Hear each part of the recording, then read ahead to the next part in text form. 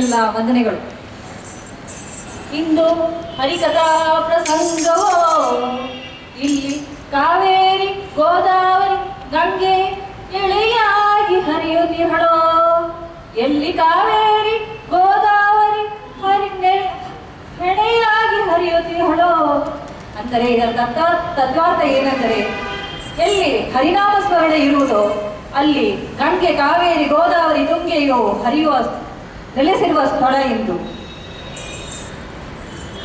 ಕೀರ್ತನಾರಂಭ ಕಾಲದಲ್ಲಿ ನಾರದ ಮಹರ್ಷಿಗಳು ಏನೆಂದಿದ್ದಾರೆ ಎಂದರೆ, ಇಂದು ಕರ್ನಾಟಕದಲ್ಲಿ ಉತ್ಸವವೊಂದು ನಡೆಯುತ್ತಿದೆ, ಕನ್ನಡಾಂಬೆಯ ಹಬ್ಬವೊಂದು ನಡೆಯುತ್ತಿದೆ, ಬೆಳಗು ಬಿಣ್ಣಾರದ ಹಬ್ಬವೊಂದು ನಡೆಯುತ್ತಿದೆ, ಅದೇ ನಮ್ಮ ಕರ್ನಾಟಕ ರಾಜ್ಯೋತ್ಸವವಂತೆ.